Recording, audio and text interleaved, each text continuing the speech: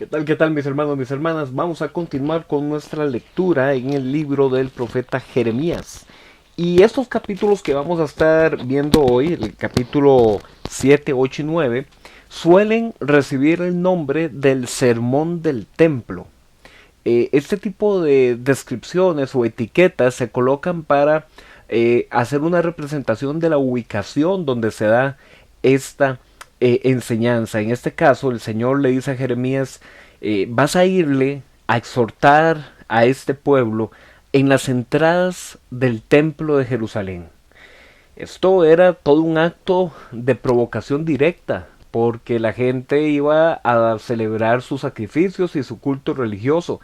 Y justamente ahí, en ese mismo templo, también a las afueras de los atrios y de las murallas del templo, tenían altares donde quemaban incienso a los ídolos. Entonces imagínense en la escena, por un lado la gente viene, adora a estos ídolos, pero también entra a adorar a Yahvé en el templo. Esto es idolatría. Y la idolatría en todos estos libros proféticos es una señal de quebrantamiento del pacto. Porque recordemos que el pacto comienza diciendo, escucha Israel, el Señor tu Dios, el Señor uno es. No hay otros. Y el primer mandamiento también enseñaba diciendo, no tendrás otros dioses. Así es que Jeremías es enviado en este sermón del templo a denunciar ese sincretismo. Sincretismo significa que el pueblo no tiene problema en una adoración a Yahvé y a los ídolos. En Jeremías capítulo 7, entonces, también se hace una acusación de lo que este pueblo creía que era el templo. Ellos creían que el templo es la casa de Dios, y si aquí está la casa de Dios, nunca nada malo nos va a pasar porque Dios siempre nos va a proteger. Ellos entonces comenzaron a depositar su seguridad no en Dios, sino en la existencia del templo. Entonces ellos pensaban que ese santuario en Jerusalén iba a impedir que viniera el juicio divino. Y en ese sentido ellos decían, bueno, ¿qué importa que este loquito de Jeremías nos anuncie que viene un juicio si aquí está el templo del Señor, como se repite en Jeremías capítulo 7, versículo 4. Dios declara por medio de Jeremías que sólo permanecerán en la tierra, la tierra que Él les había dado, si practican verdaderamente la justicia, es decir, defender al huérfano, al extranjero, a la viuda, no derramar sangre inocente y que abandonen toda forma de idolatría. Porque este pueblo es acusado de robar, matar, adulterar, jurar en falso, quemar inciensos a Baal. Es decir, el currículum de las acciones de este pueblo realmente lo estaban haciendo merecedor de ese juicio venidero por medio de Babilonia. El templo se ha convertido en una cueva de ladrones, manda a decir Dios por medio de Jeremías. Y evidentemente esta es una expresión que denuncia que las personas practican la injusticia y luego van y se refugian en el templo. Esta misma acción la va a utilizar Jesús cuando vamos a ver después en el Evangelio de Mateo, de Marcos, de Lucas, que cuando Jesús purifica el templo, Él dice, ustedes han convertido esta casa en una cueva de ladrones. Eso es una cita tomada de aquí, de Jeremías. Eh, Judá, es decir, Jerusalén, debe aprender del pueblo del norte. El reino del norte era Israel, y así como Israel fue destruido y llevado al exilio por no escuchar las advertencias proféticas, ahora Judá, si no se arrepiente y escucha a Jeremías, también ellos van a ser expulsados. Por eso es que Dios le ordena a Jeremías que no interceda por ese pueblo, porque han endurecido su corazón y persisten en su idolatría. Se denuncia especialmente la idolatría que cometen adorando a la reina del cielo. Esto es probablemente una expresión para referirse a la diosa Istar o Astarte, cuyo culto incluía ahí en Jerusalén presentarle ofrendas y tortas rituales, es decir, se presentaban alimentos como si fuera esta estatua a comérselos. Dios recuerda que desde el éxodo el pueblo tenía que escuchar su voz y obedecerla. No se trataba de ofrecer y ofrecer sacrificios, sino ofrecer un culto sincero por medio de la obediencia. El pueblo ha rechazado continuamente a los profetas enviados por Dios. En lugar de escuchar la corrección, siguen endureciendo su propio corazón. Aquí Jeremías recibe también la orden de hacer un acto simbólico de cortarse el cabello. En esta época, cortarse el cabello era una forma de mostrar un duelo, de mostrar una humillación. Y era una forma del profeta también decir, así ustedes, como el viento se lleva este pelo, ustedes van a ser expulsados de la tierra. Jerusalén ha contaminado el templo por medio de todos estos altares idolátricos. Y afuera del templo, en la parte sur, oeste y sureste también, está el valle de Ben Hinnom o el valle de Hinnom. Ese lugar se usaba por medio de altares para ofrecer niños en sacrificio mediante el fuego, lo que se conoce como un holocausto. Y esto era probablemente asociado al culto del dios Moloch, que se adoraba en algunas de las naciones vecinas de Judá. Dios le recuerda que Él jamás ha ordenado nada de eso, ni nunca ni siquiera le ha pasado por su corazón que entreguen a esos niños.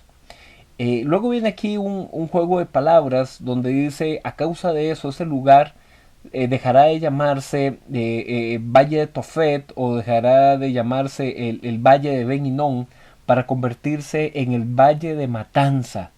Y esta era una forma también de expresar el juicio venidero que iba a venir sobre ellos.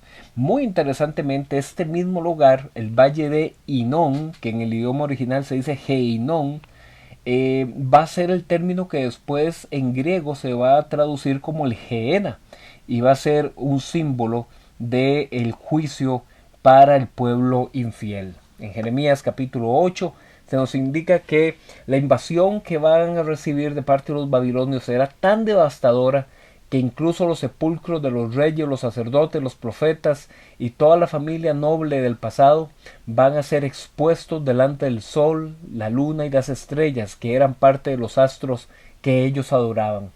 Dentro de la cosmovisión israelita de esa época, tener contacto con cuerpos de muerto los hacía impuros ritualmente. Por eso es que la exposición pública de esos huesos representa una humillación, incluso después de la muerte para sus reyes. Dios aquí plantea una pregunta, pero ¿por qué es que Jerusalén persiste en mantenerse en apostasía? ¿Por qué este pueblo prefiere vivir engañado antes de regresar a él? Y aquí se habla una expresión muy interesante, dice que el problema del pueblo es la pluma mentirosa de los escribas. Y esto es una forma de hacer destacar una denuncia a aquellos maestros que manipulan o interpretan engañosamente la ley para que el pueblo tenga una justificación de su conducta injusta. Vean, esto nos da para hablar por muchísimo tiempo y tiene también mucho que ver con cosas que seguimos hoy por hoy, tantos siglos después, viendo dentro del pueblo creyente que lastimosamente se sigue engañando por la pluma mentirosa de algunos escribas. Así es que ese es todo un tema para reflexionar. Desde el más pequeño hasta el más grande, el sacerdote, el profeta, todos practican la injusticia. Y es por eso que aunque ellos quieran escuchar mensajes de paz, paz, en realidad lo que va a venir es el juicio.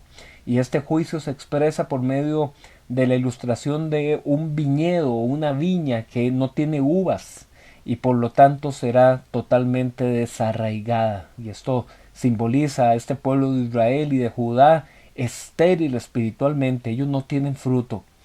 Y Babilonia va a ser el instrumento que Dios usará para traer ese castigo contra ellos. Finalmente, en Jeremías capítulo 9 se expresa por medio del profeta un dolor y un llanto muy profundo. Jeremías no disfruta, no se alegra de tener que anunciar todo ese juicio. Jeremías llora. Por eso es que algunos incluso le han dicho el profeta llorón. Pero estas lágrimas de este profeta Jeremías lo que expresan es justamente esto. Pero ¿por qué este pueblo no se humilla y vuelve a Dios? ¿Por qué es un pueblo que prefiere el engaño, la mentira, la traición? Dios entonces declara que Él va a refinar al pueblo, lo va a purificar. Y se utiliza aquí la imagen de un horno. Y el horno llevaba los materiales a altas temperaturas para suavizarlos y darles una nueva forma. Y eso representa la purificación que el pueblo va a recibir, pero no por una enseñanza, sino por medio del juicio. Y el propósito de esto, aunque nos parezca extraño, era para preservar el remanente fiel en el pueblo. Jerusalén va a quedar convertida en ruinas porque han abandonado la ley para seguir a los Baales. Las naciones van a recibir a este pueblo que va a ser esparcido entre ellas, y esto es una forma de anticipar el exilio que van a tener en Babilonia. El verdadero motivo de orgullo para cualquiera que escuche estas palabras, dice el profeta, no es la sabiduría, ni jactarse en el poder político, ni en el poder militar. No, si alguien quiere jactarse, jáctese de conocer al Señor, que es el que practica la misericordia, el derecho y la justicia en la tierra. Finalmente el capítulo termina con una imagen que vamos a ver después desarrollada en otros capítulos y que también la vamos a ver desarrollada en el Nuevo Testamento. Lo que es la señal física de la circuncisión, pero no en la piel, sino circuncidarse en el corazón. Pero eso lo vamos a ver después en otros capítulos. De manera general, Jeremías confronta la falsa religiosidad que hay en Judá, un pueblo que cree que por tener al templo ya serán salvados, que siempre van a tener protección. Pero mientras ellos sigan con sus injusticias y sus idolatrías, ese juicio anunciado llegará porque llegará. Dios entonces presenta en estos capítulos por medio de Jeremías un anuncio anticipado del exilio, y este exilio va a servir no solamente de disciplina, sino también de purificación para preservar un remanente fiel que verdaderamente quiera buscar al Señor de todo corazón. Seguimos el día de mañana con el profeta Jeremías. Nos vemos.